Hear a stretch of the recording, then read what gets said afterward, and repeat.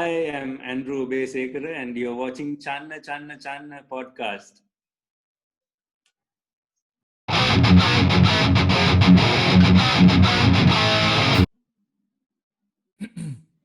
Hi everyone, welcome to another episode of my podcast. We have a special guest today all the way from Colombo, Sri Lanka. We have Mr. Andrew Obeyesekere. Hi Andrew. Hi, how are you? I'm good. How about you? Doing okay, just like everyone else during this time. Acha, what's the situation in Sri Lanka now? So Colombo came out of the second lockdown last week. Right. So we've been back in action like for a week, but things are not normal. But hopefully things should be okay. I think apparently there is some what do you call that a vaccine something. So I guess there's hope everywhere now. Yeah. It's But we were really affected by it. The entire year was a complete washout. right. Were you performing this year before the COVID, or were you We not? were, Yeah.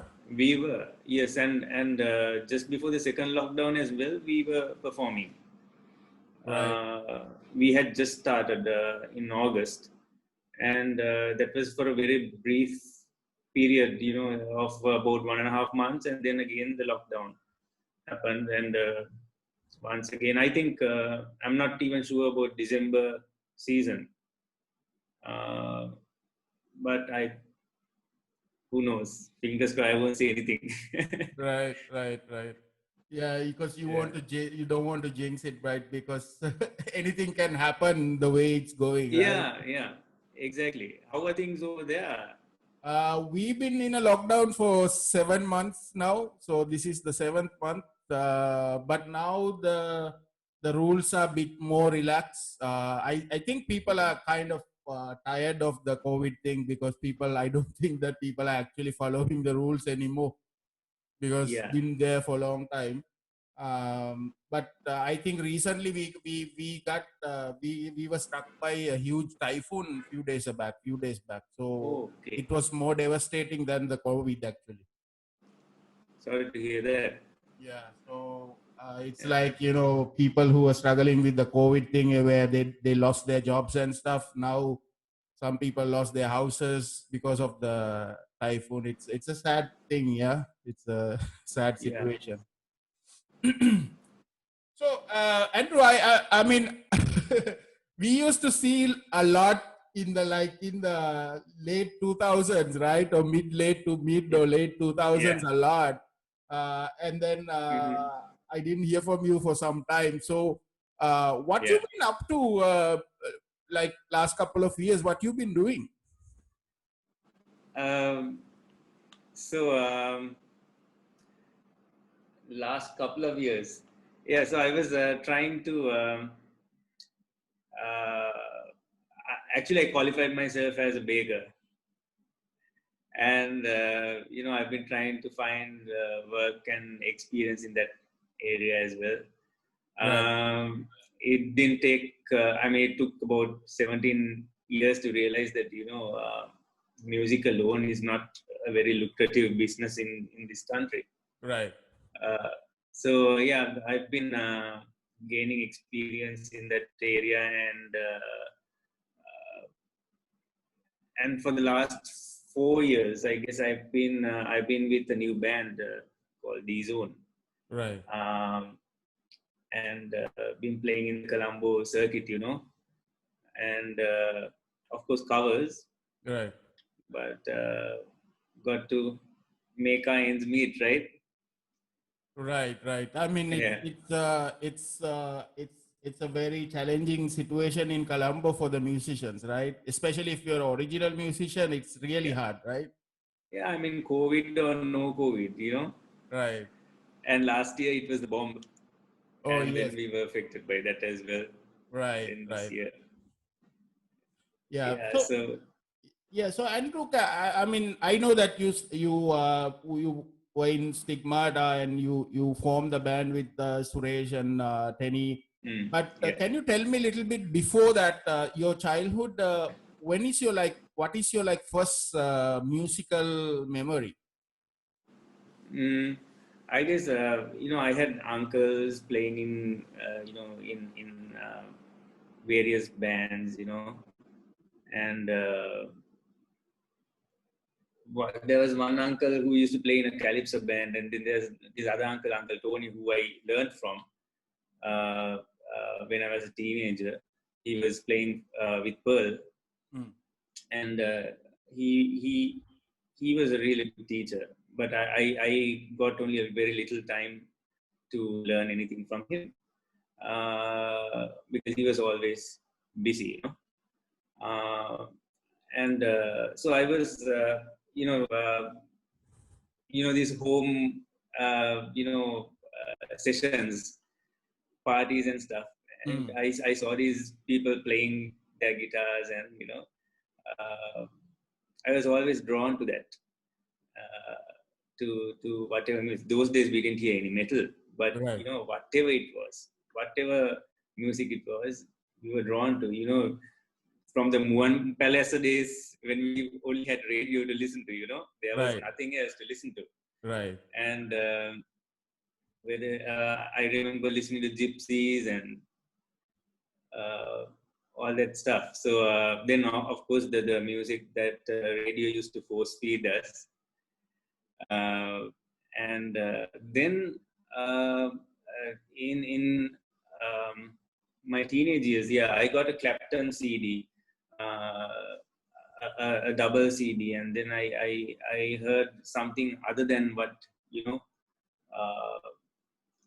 was on radio, and our friends started sharing music, and then we started hearing GNR, and uh, and there was this Highlander TV series, Yes. Duncan and MacLeod, right? yeah, and that's when I got to know Queen, and Right. I was trying to find out what that band was, and I just loved the sound of the guitar on that, and that's the thing. I was so drawn to the guitar from a very early age, because when I was about 3 or 4 years old, for Christmas, I got this ukulele-sized guitar, Right. properly varnished, 6 strings, steel strings, and it smelled like a fresh varnished guitar, Right. and I remember all that, and it was something I was instantly drawn to, and whenever we went for a wedding and we saw a band playing, and always watching the guitarist, what he was doing, and this was a mystery, and Right. whenever I got a guitar in my hand, I didn't know how to play it. It was you know so it was always exciting. I'm excited now thinking about that time. So, at what age did you seriously started wanted to learn play guitar and start Yeah, so playing? I wanted a guitar from that time, from that age. But in Sri Lanka, we are all encouraged to be accountants and doctors, and somehow when I was about 12, I got my first acoustic guitar, Right. and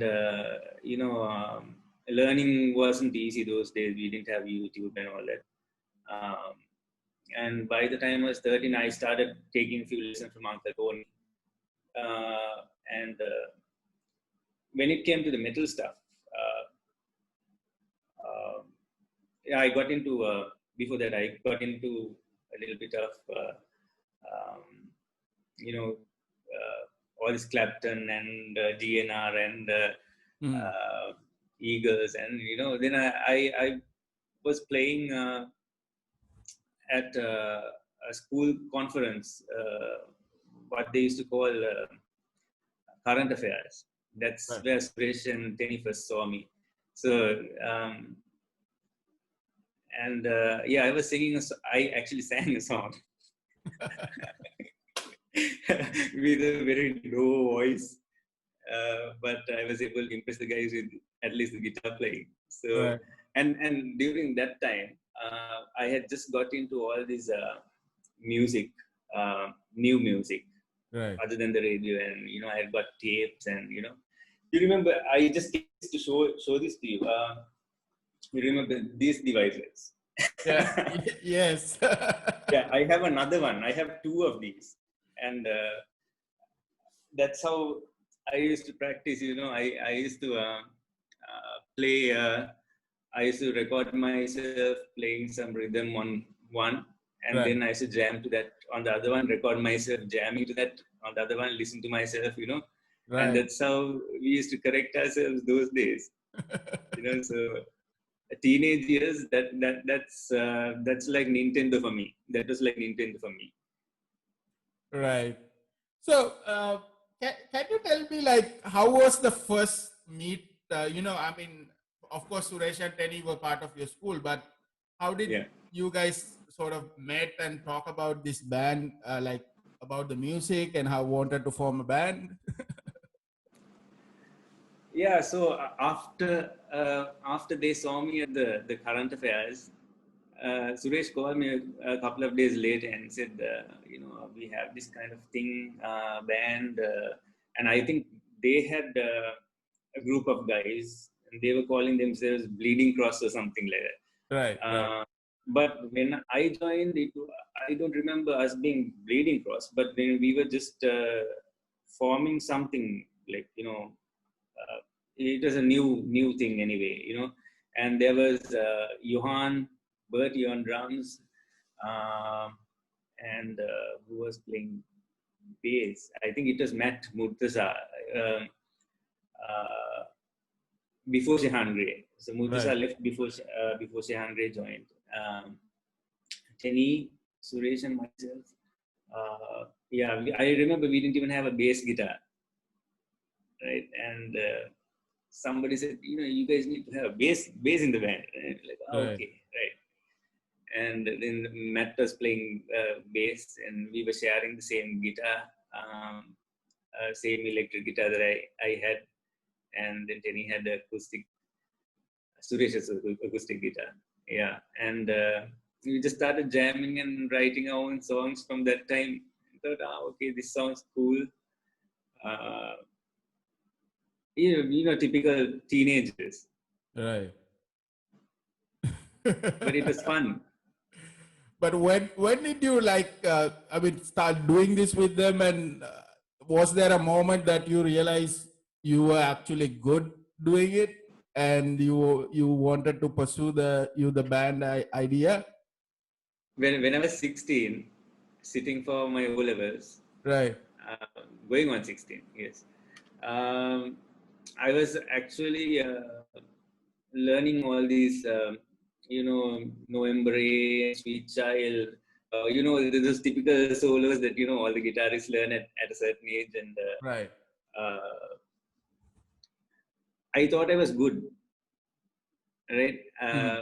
It's very typical of a teenager to think like that. That once you learn a couple of solos, and you're probably playing them wrong as well sometimes, uh, and you suddenly think, "Oh, I'm good," and then somehow that was good enough to impress these guys.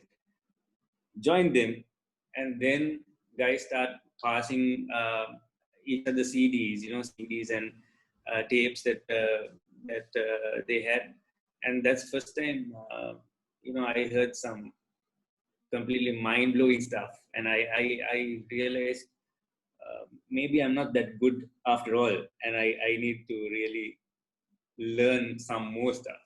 Right. And I got really obsessed with the guitar at that time, and I had this long practice schedule for a day. I had a timetable that I used to follow, and I used to practice my scales the entire day, like it was meditation.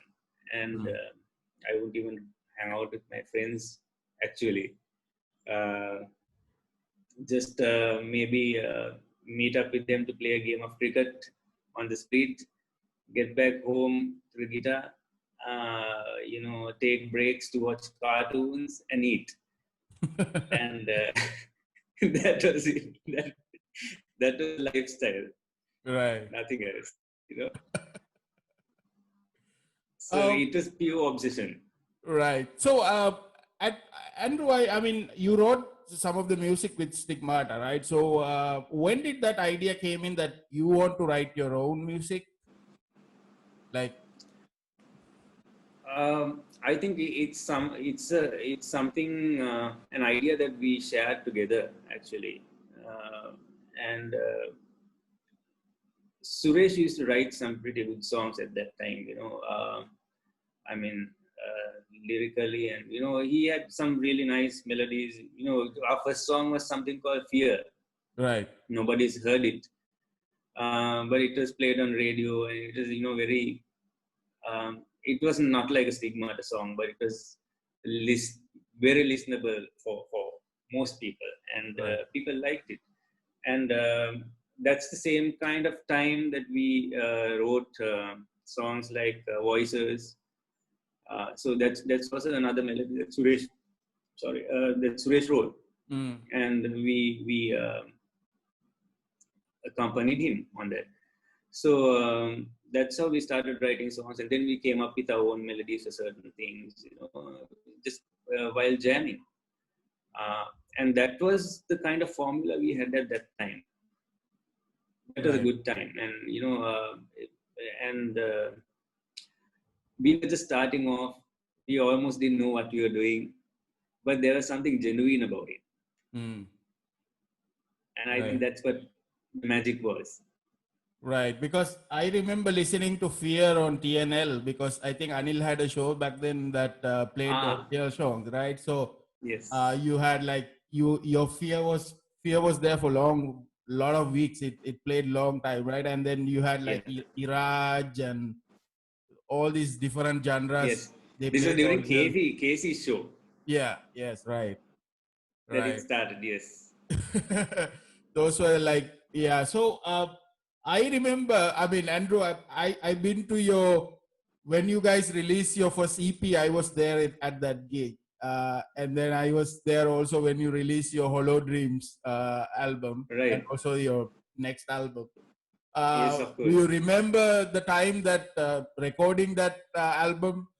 Because I actually had Shobi Pereira also on the podcast, so we were talking about recording. Fantastic. You have Okay. any stories about the recording of that album? Oh yeah. I think we first went to meet Shobi in our school uniforms, Right. and yeah, it was a day after school, and that's when we first did a recording, still in the uniforms, and where do I start? Shobi was really awesome with us. He was so encouraging, and something you don't see from senior musicians in the industry. Not all of them. Some of them are pretty cool people. I mean, I'm not saying others are bad, but it is some of them who take the time to help and nurture young kids who probably even don't sound musical at all. And Shobi was all that to us. We didn't even know how to play a power chord. We were just playing straight chords with distortion, right? Because we had just found a guitar pedal, and we didn't know what to do with that thing. And but we had all these ideas, and we were trying to record. And he said, "No, you had to play a power chord. You can't play a straight chord over there. It doesn't sound good." Then we were like, "Shobi, what's a power chord?" Right? And I remember most of us were like Uncle Shobi. Right. And then it became Shobi. Shobi was so cool. He was calling us Machang. Right. Yeah, I remember they saying that it started with Mr. Shobi and then it became Machang, right? Yeah. You know how it goes. Right. And so Shobi is the one who really he gave us a chance, and I mean, he didn't even have to do those recordings. He had enough of work, and yeah, he said he told us one thing. It doesn't matter what you guys can do, but when you record, you guys have to sound like a professional band. Right. And so that's what we were trying to achieve from that time. Right. Something that really went into our heads. What? He's an amazing person. Right. Andrew, one of the songs that I really want to talk about with Stigmata, the first album, is that, you know, it's like your uh, Andura, because everybody wants to hear Andura if Stigmata is playing, right? So, how that song happened? Well, first of all, it's not the original melody of mine. Right. If anybody doesn't know it, it's one number. It's a one number. Right. But I played slightly on a minor key, and I don't know whether that's how we named it Andura because it makes it slightly darker. Because the actual one was ta-ra, ta-ra, that's the melody. Right. But we go ta-ra-ra-ra, it's slightly dull compared to the original melody. And I think when I was around 16, at the same time, there was an awesome guitarist called Sulima Lalas next door. Now, I was this really shy kid, but I used to listen to this guy playing from morning till night. And later on, I'll tell you the story, how I got to know his brother who brought me most of this guy's CDs and tapes, and introduced me to all these other great guitar heroes. And I used to listen to this guy practicing, and his brother had given me a tape of him playing a different version of a one number, and that's how I got the idea to jam something like that. And then I added my own intros and variations to that melody, and that became Andhra. And it's a very simple thing, but people like it. I don't really get it to this date. When I listen to it, I hear this kid, trying to play. Right. It's for me, it's like it was kind of imperfect, but maybe that's why it became unique, because this is typically this song, the one number, you hear that when you when Rupahini starts or something like that, they play that sort of theme, right? When they open the channel or closing the channel, right? Yes. In TV. And then, but what you guys did, it kind of make it. It's one of the mostly requested song from Stigmata, also, right? Yeah. I guess so. I mean, every gig, people expect us to play it, right? And if we don't play it, I think there was one show that we purposely didn't play it, and some people were very upset about it. Right. And you've got to keep them happy, right? You've got to play what they want to hear. Right. So, Andrew, so you guys played, I think mostly like 2003, 2002, 2003 up to like 2006. I think 5, 6. You guys played a lot of shows, and one of the major shows were the Rock Company shows, right? So the Rock Company actually gave big. It opened up a lot of shows for the band. So can you tell me the experience of how do you got connected with Rock Company? And all credit goes to Mr. Ajit. Sadly, he's no more with us.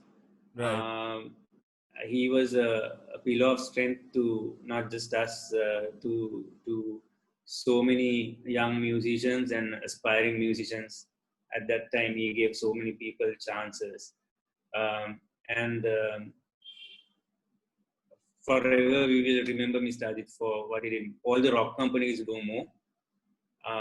Those are some really great times. And what Rock Company was it was a platform for younger and original bands, any band that was playing originals, Right. to present themselves to an audience. So these guys did the stages, they got the venues, they got the media and everything. All these guys had to do was get on the stage and play. Right. Right? And while all that was handed to us on a platter, the one thing that destroyed that rock company spirit was lack of unity. Because it's very sad that there were few guys who wanted to create other uh, other organizations like that just to spite rock company and Mr. Ajit. And I'm not going to name names right now unless there's going to be an open debate. Then I'll be willing to talk. But I don't want to name names. But this is a sad truth about what happened. And it would have been something really good, if we had continued. Today, we never know where rock company could have been. But that time period will never be forgotten. It was fantastic time for us. It was fantastic time for original music. Right. So yeah. Sorry, I forgot to mention also. So Mr. Ajit was the main person behind it. Also with a huge amount of support from his brothers Rohan and Senaka. Right. And they should not be forgotten. And Kushan also, who was Mr. Ajit's right hand, who also took part in a lot of that work. And their advertising company, Thorn Group advertising company, that also really helped with all that rock company work. People should not be forgotten. Right. So after rock company days, did you keep in touch with Mr. Ajit? On and off, very little. I should have kept in touch more, but we were sending each other messages on Messenger at least, and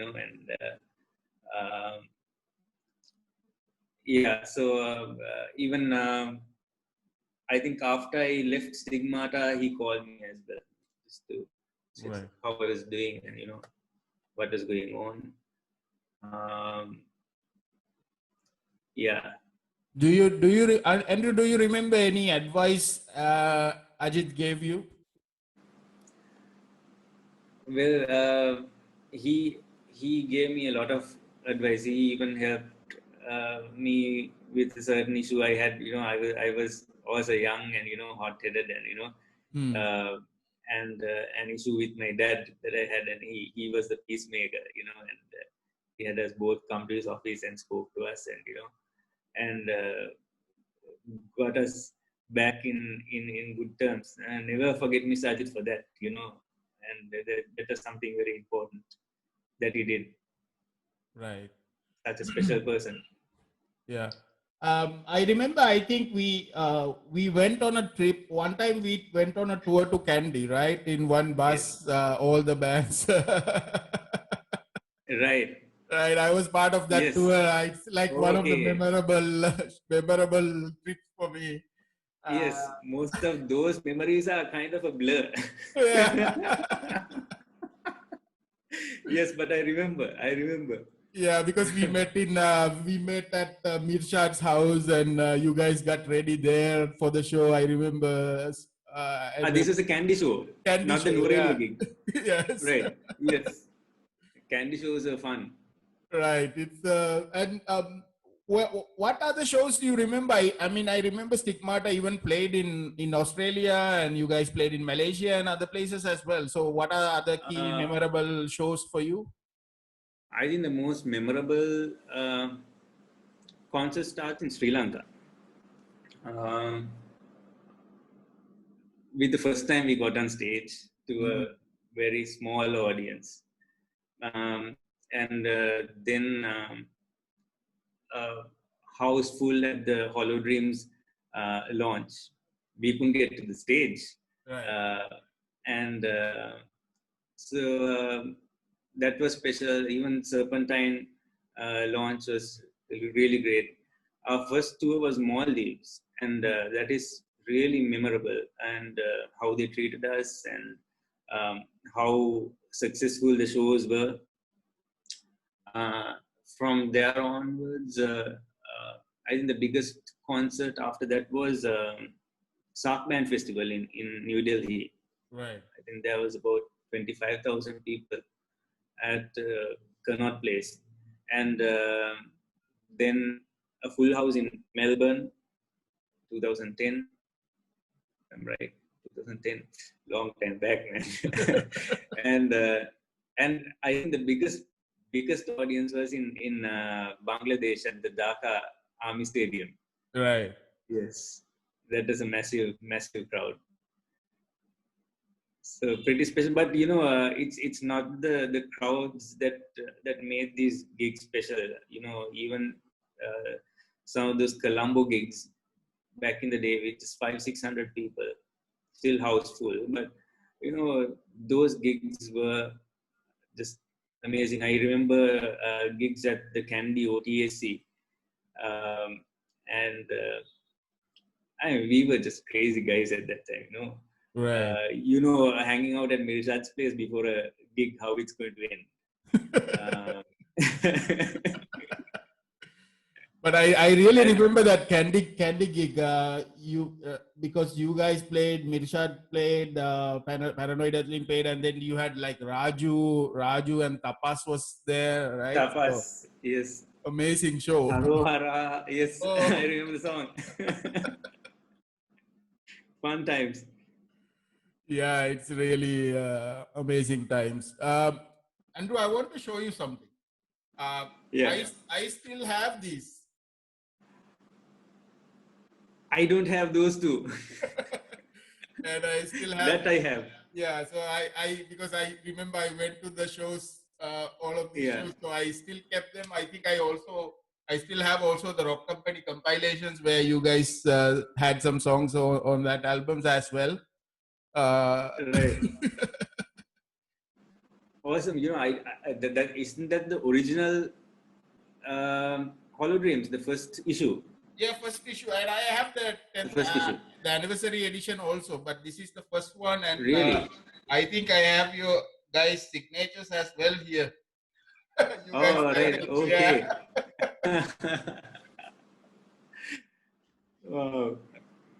I need to get myself a copy, but I don't think any are available.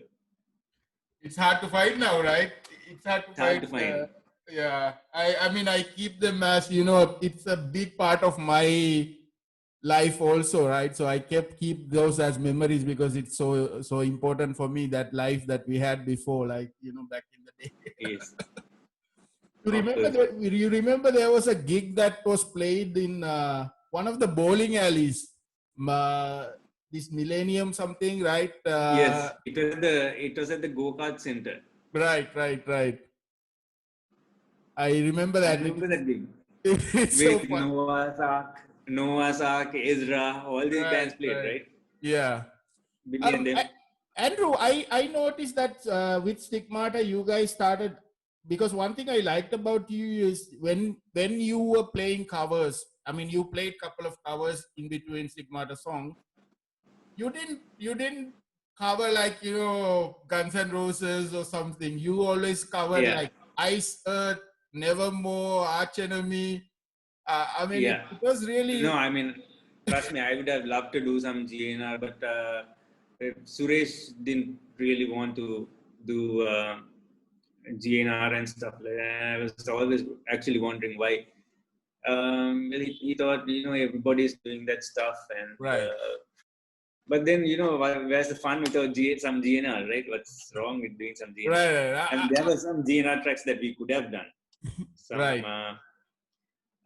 Anything other than Sweet Child and November Rain,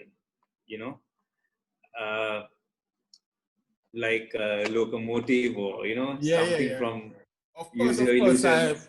I'm not saying it in a bad way. I'm saying that it set apart you guys from a, like, you know, typical like a show band or a, you know, band, because you really Yeah, yeah, focused on. but my point is we could have done some other, you know, heavy stuff that would have gone with, because GNR was kind of versatile that way Right, as a rock of band. course. They had different vibes in songs.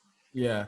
Andrew, have you listened to the GNR Chinese Democracy album? Because everybody's Yeah, like dissing it, but that's a really amazing album. I don't diss it. You know, after that was after 15 years, right? Hmm. And of course Slash is not there, but it still got the GNR flavor to it, uh, and it's current, you know, for Yeah. that time. Uh, how Axel pulled it off, I don't know, but it showed that he's a very important part of GNR. But then again, once Slash joins back, that complete GNR sound is Right. there. And you Yeah. know, for the old school fans like you and me, right? We still dig the old albums, Right. but we'll like this one too. I won't dare diss it because these guys are our heroes. Why? Mhm. How can we diss that, Yeah. right? Right. And we can't expect another Use Your Illusions album from Dana. But what they did well was they didn't stray away too far from what their sound was. Yes. That's what's important. And uh, I think that is not the same story with Sticks from Hollow Dreams, Serpentine, and then, you know, drastic changes in songwriting. Uh, and I mean, it's not my opinion, but you know, I think a lot of people preferred a certain formula. Right. I mean, when you look at Maiden, they still maintain their formula. So yeah, but the question you asked was about Chinese democracy. I have respect for it, nothing but respect. And it was number one in how many countries? 13. Yeah, and it More. got banned in China, right? Because of Chinese Obviously, democracy. obviously, Yeah. a dictatorship like that is not going to like it. You know? Right. Right. uh, yeah, So Andrew, after playing, how many years did you play in Stigmata before you decided to leave? 17 years. Wow. 17 years. Uh, But yeah. I had been thinking about it about 5 years before that, before I actually left. Right. And I had, in fact, discussed with Suresh. But then, you know, another 5 years went, and then because, you know, I thought I'll stick around for the next album, and you know, but that was it for me. Mm. I had realized that I wanted to move on. Right. I mean, Um, what was the main reason you wanted to leave? I thought Suresh already told you that wanted to play for weddings and funerals. Right. Yeah, I saw that. Classic dick. But Right. yeah, so yeah. Well, he's got his sense of humor. No, actually, um, funerals I don't know, but we played for weddings. Right. Fun story. When I was at Sticks, we played for a wedding as well, I mean, and for I can money. imagine. I can imagine the person who invited you to play on his wedding. He should be Yeah, a I'm sure he super cool regretted dude, it. right? I'm sure he regretted it later.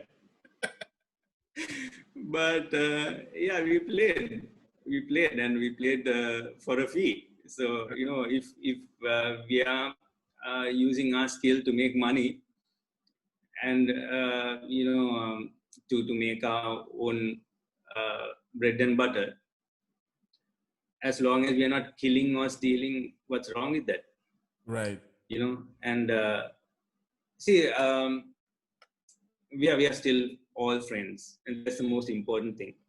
And that's why we can openly chat like this. And I can call him a dick for being a dick, and still be friends. Right. But because of that comment. But then again, people want different things in life. And if the direction that we are being steered in um, is not what if you want, is not what you want or what I want, what do we do? We find another path. Right. uh, and I cherish a lot of great moments, a lot of good moments with the guys, and really happy with what I was able to contribute. uh, but it came to a point where I didn't want to dwell in that. I wanted to you know, uh, do something else. And of course, there were a lot of later on, there were disagreements where we didn't see eye to eye with the direction the songwriting was taking. And that is why now when I see them as four piece and them doing their thing, it's a completely different sound. And I think that's the sound they want, and I respect that. Right. And that wouldn't have happened if I was still there. Right. So now I feel they're writing what they want to write. Right. I mean, so I understand what you're saying. So it's uh, for them to go on to the next stage of, or the next stage of Stigmata, it's a different. So Andrew, after leaving Stigmata, I noticed that you were like doing a lot of covers. I saw that you were doing like neoclassical stuff, and you were doing like 80s cartoon covers and stuff. The neoclassical. I was just trying to remind myself of uh, the styles I was passionate about, and actually that was a very sloppy take on sloppy improvisation, actually. But I did it anyway, because I really wanted. I really missed it. I really missed doing that. Um, and the cartoon stuff, that's the kind of stuff we grew up with, and I remember running up to the television with this when Silverhawks was going on, Right. and kept the intro, because we couldn't browse it on YouTube when you find it. And right we didn't have that. So I used to record little guitar parts like that when Highland was going on, and then try and learn this stuff. And then I remember I didn't know how to learn the Silverhawks melody. It was so difficult. Right. And one day when Uncle Tony came for a guitar lesson, I asked Uncle Tony, how do you play this song? He said, you have to learn much more before you learn to play that, Right. And then it is the same thing with when I heard Malmsteen for the first time. My goodness, that was I thought there were two choices. That either I give up guitar, or I try to learn something like that, Right. And then again, I called Uncle Tony. Uncle Tony, come, please. You have to listen to this. Now, how do you play like this? he was like, Andrew, sometimes you have to know what your limits are.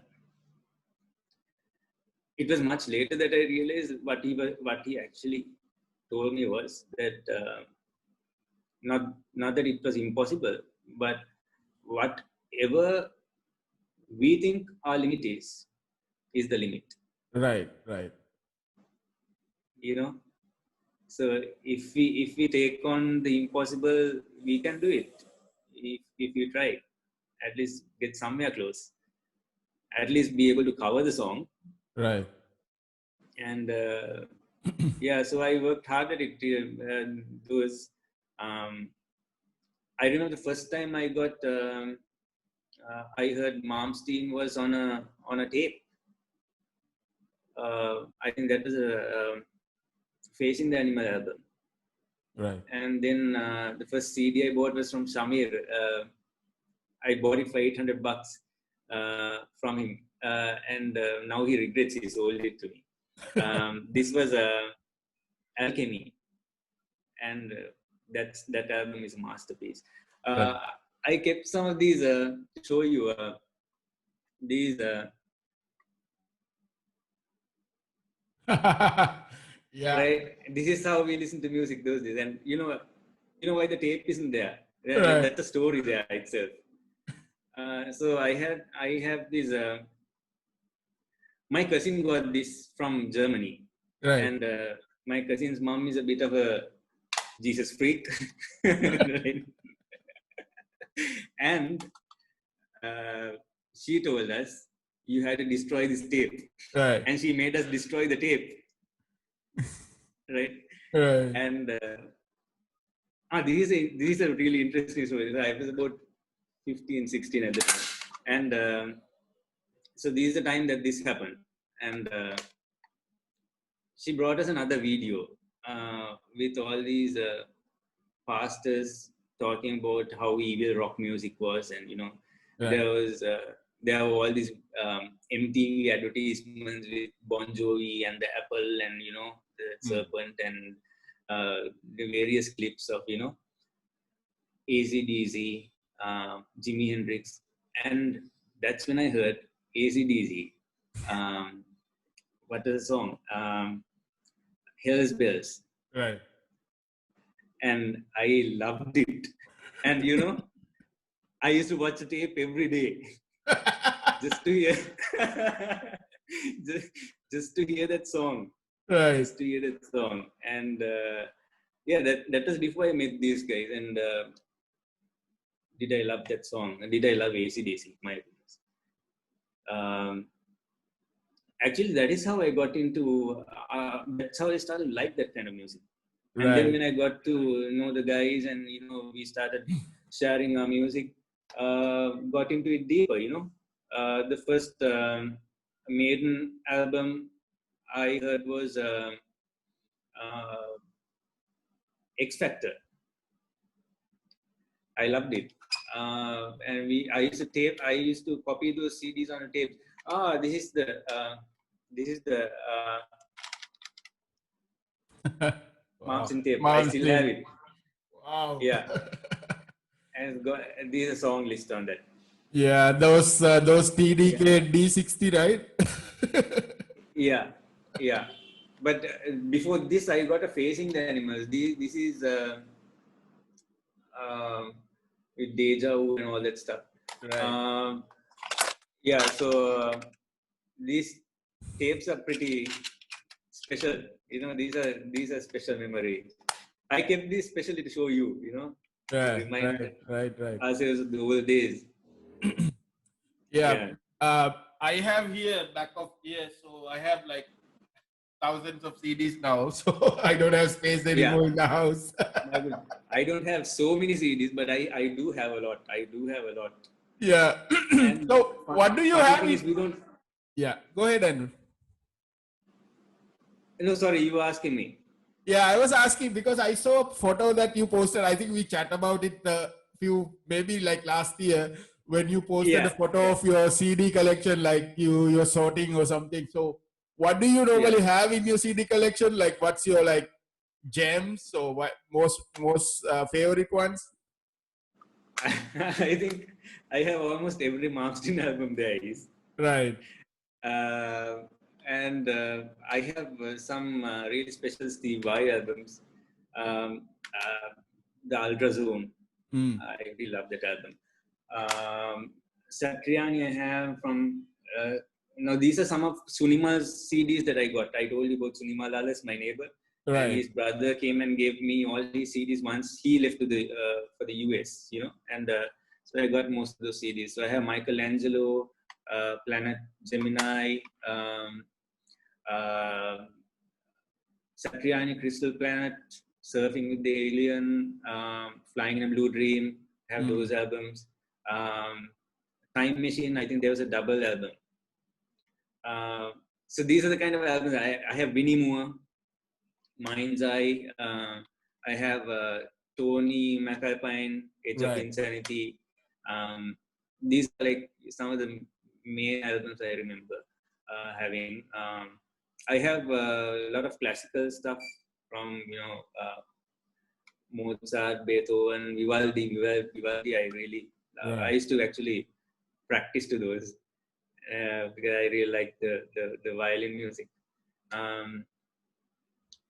Yeah, so I have a mixed collection like that, and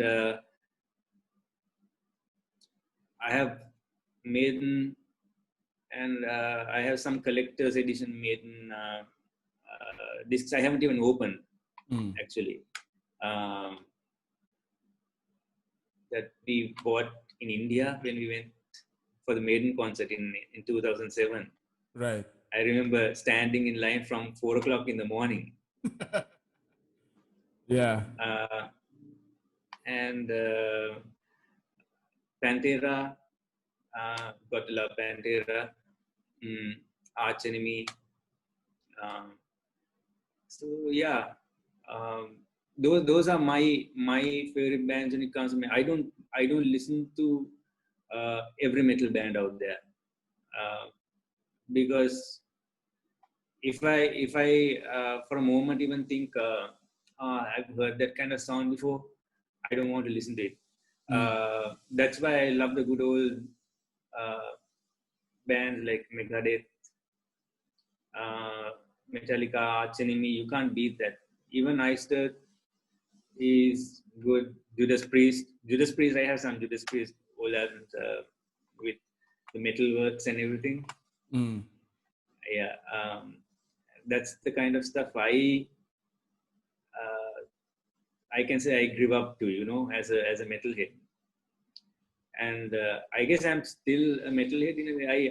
I headbang every day to dry my hair. Right. I dry my hair naturally. Right. Yeah, I can't. Yeah. So I mean, it's so much of stuff. I didn't keep the CD collection here to show you, but Yeah. I'm sure you have much more than that. I remember first time I heard Angra was also on the tape. Right. And we had one of our friends, Shamir. He brought this tape with Angra, Mystery Machine, and all that stuff. And we were like, oh, the moment I hear some like extreme guitar stuff going on, I'm like, oh, this, Right. I want to hear that. Yeah, so really special stuff. Yeah, actually, last couple of years, I went to I sort of fell in love with metal. Like it came back. So I was busy for a few years. I was focusing work and family, and then it sort of came back after like certain. And then I really like the solo like guitarists like like Malmsteen, Steve Vai, Satriani. So I tend to go to like a lot of these shows. Jason Becker? Yes, Jason Becker, Cacophony, and Marty. So I went to a lot of almost all the gigs, a lot of this, and I'm so lucky that I was able to meet like Malmsteen, Vai, and Satriani. Wow. Yeah, I saw Satriani live in 2005. Right. I saw him in 2017. He had a show in Singapore, so I was able to meet him. And he still looks young. He's like 60 years old, but he looks so young. Yeah, if I shave my beard and my head, I'll look young too. And you know that, right? You know the story, right? So Steve Vai took lessons from Satriani, right? Yes. he was 12 years old at his door, Right. with I think a missing tooth and a set of Ernie ball strings, Right. and a guitar, a stringless guitar, and that was the first time he met Satriani and asked him for lessons. Right.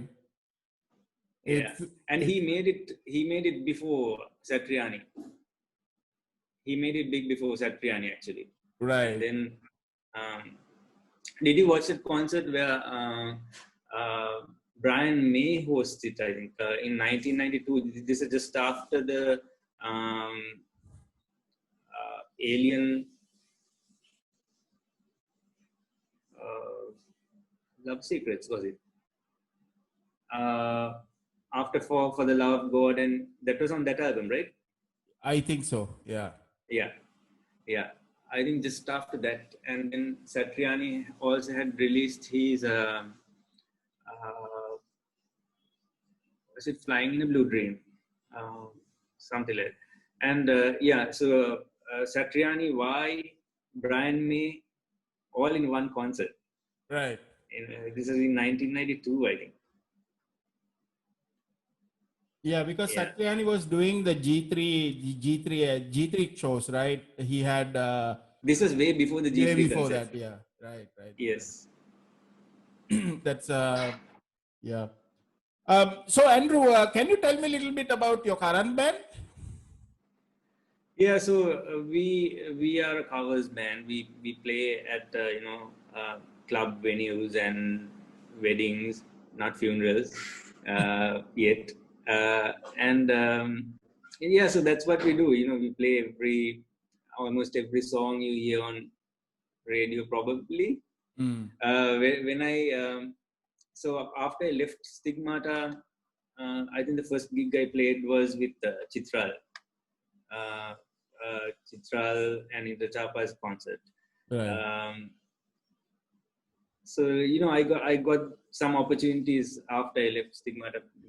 People call me and told me, why don't you play for these gigs and all. So yeah, I played a few gigs like that. And in the meantime, Damien got in touch with me. He's our band leader at the Zone. Mm. And so Damien asked me whether I would like to play in a band like this. I said, look, I don't have a clue about these songs. I have never played all these songs that you guys play. When do you want me to start? Mm. And he said, how about 2-3 weeks from now? And it was 4 weeks. And I had to learn about 100 songs. Right.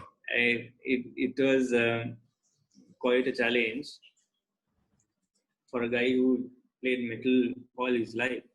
And for most people, it's the other way around. You play in a covers band and then you start playing in a originals band. And, so you're kind of well-rounded like that. But here it was a challenge because most of the songs I hadn't touched at all. And learning the songs was still okay. But when you get on stage and they call out the song, you're wondering, okay, that name is which melody? Right. Because sometimes we don't take breaks between the songs. We get to Yeah. the next song. So somebody says, okay, this is the next song. You get ready and thinking, okay, am I starting that or what? So that is one of the challenges, getting this kind of band. But it's a learning process. I've enjoyed learning new stuff. Right. So yeah, that's the kind of thing we do. And Actually, recently we did a single song, oh, an original. wow, nice. Yeah, it's very different from what we did with Stigs, of course. It's kind of like the shortest solo I ever played in a song. And that's one thing I learned with this kind of band is that you do what is necessary for the song.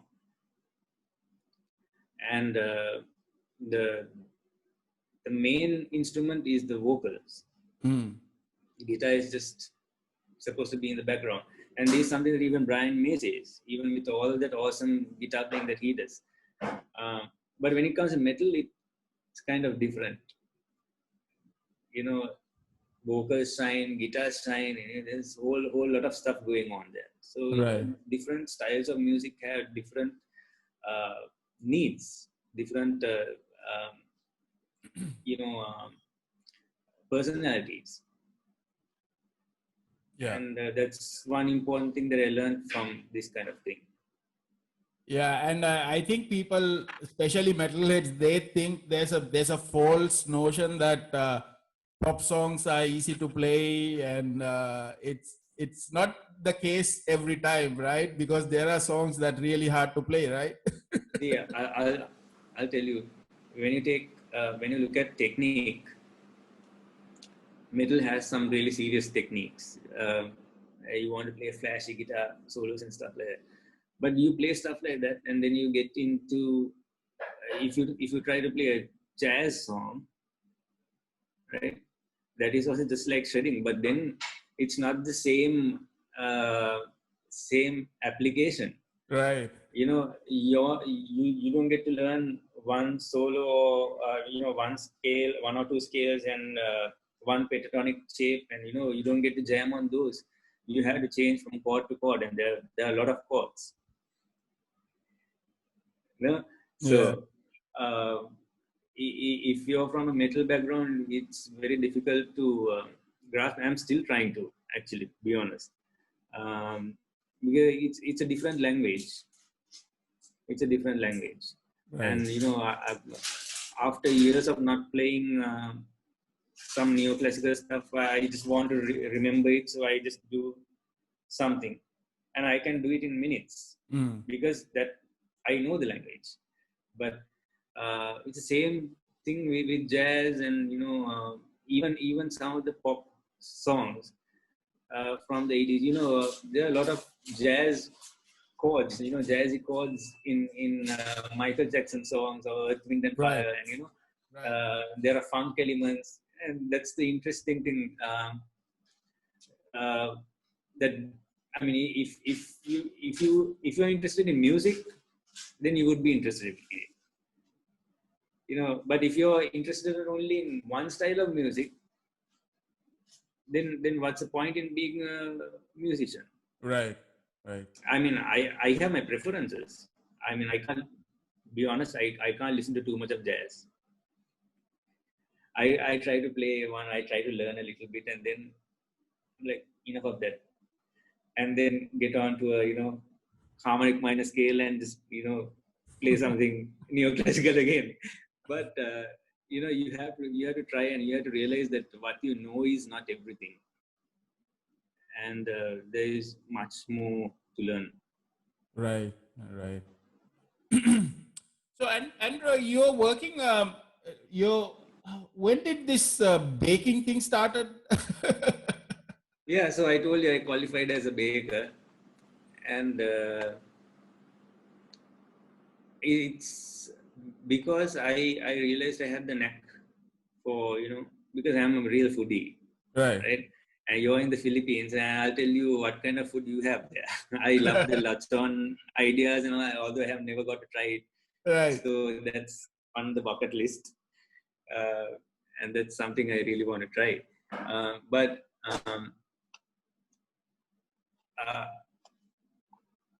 see, it's similar to the music where you want to create something. You don't just want to eat something that's already there. And so I wanted to create my own recipes, and even during the time I was studying it, I used to I used to go for these diploma classes. I once I get back home, I look at the recipes I learned, and I'm redoing them. I'm adding different types of flour, and experimenting and creating new recipes, and I had that kind of interest. It's really fun. The most fun part is eating it after it's done. Right. And if you're a foodie, if you love to eat, you have to be able to cook. Right. So that's how I see it, and it's something creative as well. So I really like it. And then and circumstances were such, it came down to me wanting to do to start my own brand, and I just started with these jars. These are jars of 3 different flavors of biscuit puddings we know in Sri Lanka. Right.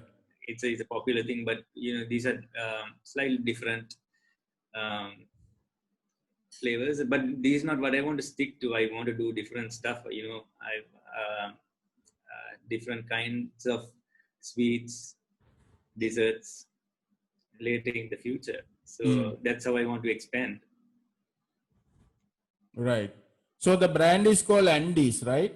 It's called Andes. It's just my name in short. Right. So what are the Even flavors the of logo the is my handwriting. right? What are the flavors that you have for the desserts? So there's got to be chocolate, no? So there's chocolate, and there's a lemon puff flavor, and Irish cream. Right. So 3 flavors. Nice. Because I saw this video or photo that you were Yasmin was tasting your desserts. Right? Yes. So yeah, she loved the lemon puff. Right. And next time you're in Colombo, you have to come and try it. Yeah, for sure. Yes. I would just like to say, because I mean, Yasmin is doing so much for the music community in Sri Lanka, right? Exactly. She's really underappreciated by a lot of people. Right. And I was telling her, even when she met me, that I mean, she doesn't cover food, right? Decibel doesn't do food related stuff, Right. but she organized it in such a manner that she could do that as well. She was like musicians who are doing their own businesses, Right. and that's how she covers it. It's really nice of her to do that. And yeah, shout out to her as well. Say thanks again Right. for Yeah. being there for musicians in every way. So Andrew, with regards to your music, any plans to put out something like solo album or solo? I would like to listen to your neoclassical stuff actually. Neoclassical stuff. Yeah, that I can do. Actually, I was just talking to Dr. Gayan Dantanarayana Right. from um, uh, the band Neurocracy, right? Neurocracy. That's the band, right? Yeah. So I was saying I like to jam with him as well, and maybe we might do a collab or something. I don't know. We just talked about it. And regarding my solo work, I think the only other solo other than Adhura was If Alpha Meets Omega. That was very neoclassical, Malmsteen influence thing that we did in Psalms album. And I have been writing new stuff, but I haven't been completing them. Right. And I hadn't even thought about releasing them. It was just mostly for my amusement. And it's not. It's completely different styles from what you heard from me. Maybe I might do something like that. I didn't know people were looking forward to something like that. Right. But in case you are, maybe I might do something just for you guys. Yeah, because nowadays, because of the the digital platforms, it's much easier than before to put out the music, right? Yeah. Yeah, that's true. The thing right now is I'm trying to find time and balance between doing work and the music and right now, because this COVID situation, we are a little relaxed for the time being. Right. uh, in the band scene. But now that the season is coming up and COVID's going down, I think the season might be a little busy as well. So, in a situation like that, you've got to find a way to balance and work around those time, because you have to have a relaxed mind to write new stuff as well. Yeah. When you have too much going on, you might have an idea, but you'll never complete it the way I've been doing it. So, um, yeah, maybe I'll do that. I've been chatting with Chika from Daddy recently, and he was telling me to get back in the game. He was saying, and he's checking with me daily. Are you practicing? Are you practicing? Such a thoughtful guy. So I started because of that. I'm just getting my chops together again, and because that was not my intention in the last couple of years. Right. Now I have started practicing again. I mean, other than playing, uh,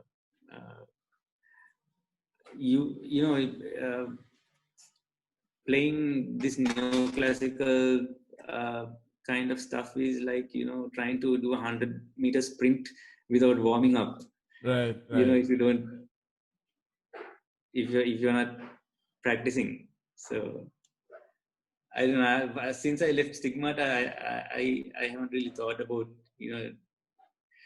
I didn't even think about joining a band. I didn't go looking for it, and then I saw an opportunity, and I thought, okay, might as well do something, and that's how it happened. So yeah, I didn't leave to with the intention of playing for weddings. That was not the intention. Right. Especially not funerals, right?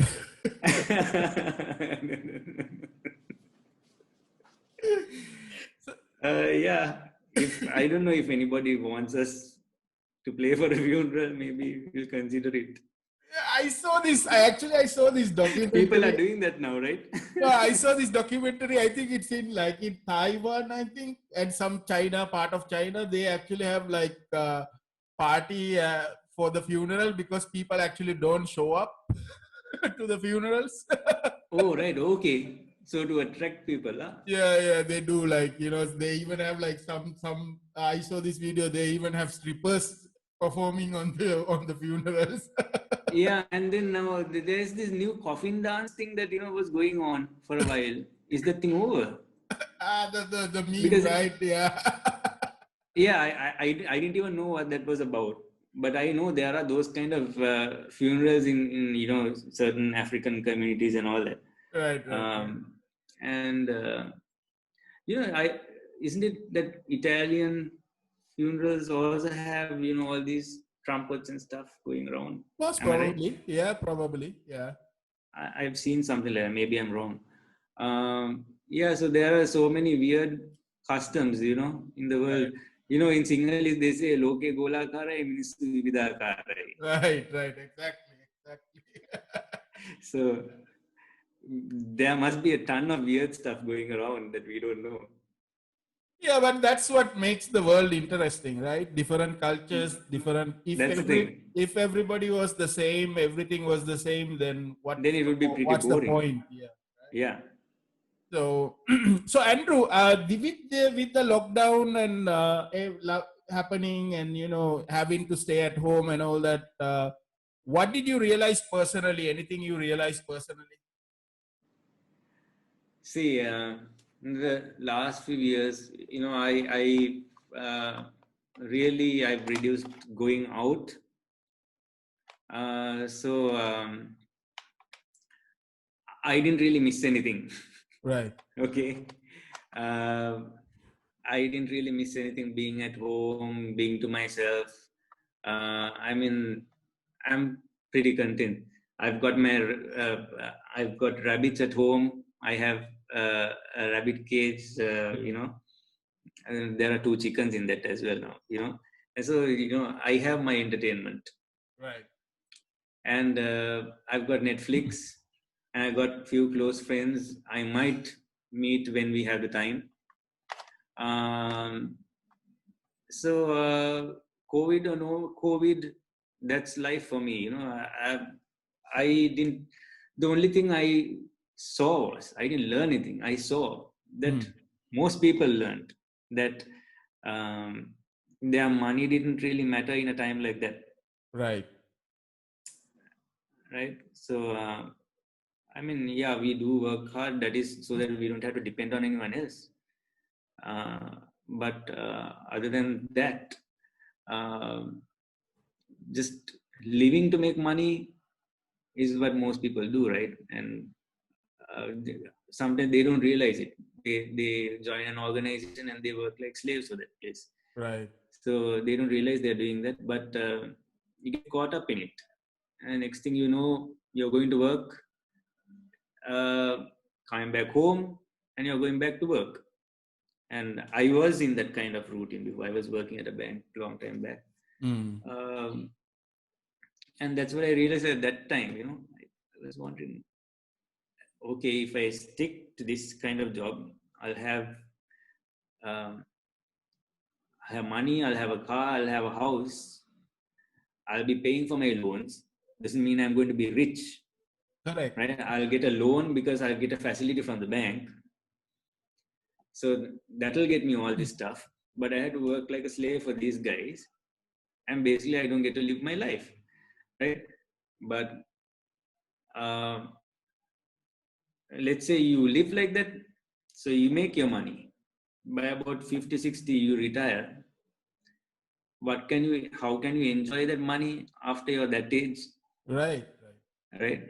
So I realized, okay, you just, live life the way it goes, you just live the way, not completely like a misguided missile, but, but a slightly more relaxed way. So if we live up to about 40 or 50, that's more than enough, right? Right. Yeah, Who wants to live actually, forever?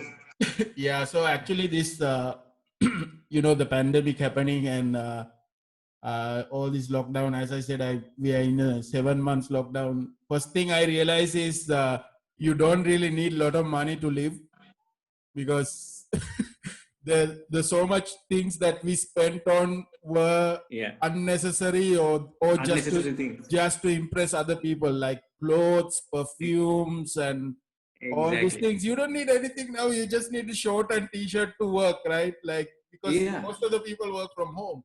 And the other important thing, Andrew, is that personally I feel that, because last 20 years I've been spending most of my time like going to concerts and experiencing different places, different cities and all this.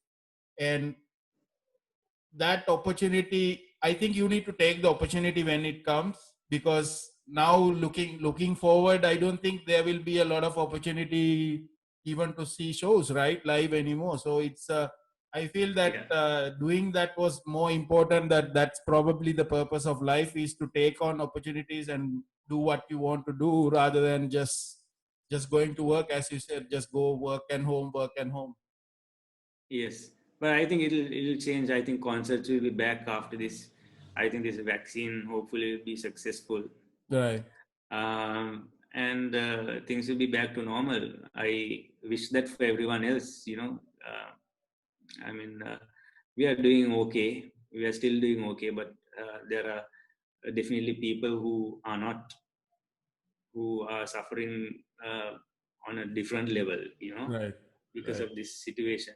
And for their sake, I hope this thing will end soon, and quietly confident that it will. Right. So Andrew, what's your message to people who support you and been supporting you from Stigmata days and even now? So what's your message to them? Yeah, I shared the post, that I was going to be on a show, and everybody was like, "Congrats!" and "Well done!" and "Great!" and all that. And I want to thank those people, for always being so supportive of me. Whenever I put out a video or anything like that, they're always behind me. So I take that as a lot of encouragement, and I'm really grateful for that.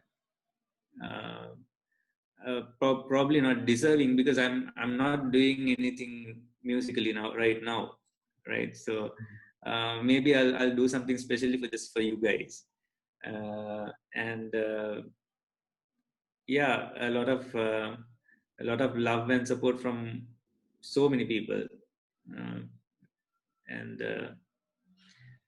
no words to say thanks. Right. Anybody, Andrew, you want to shout out to?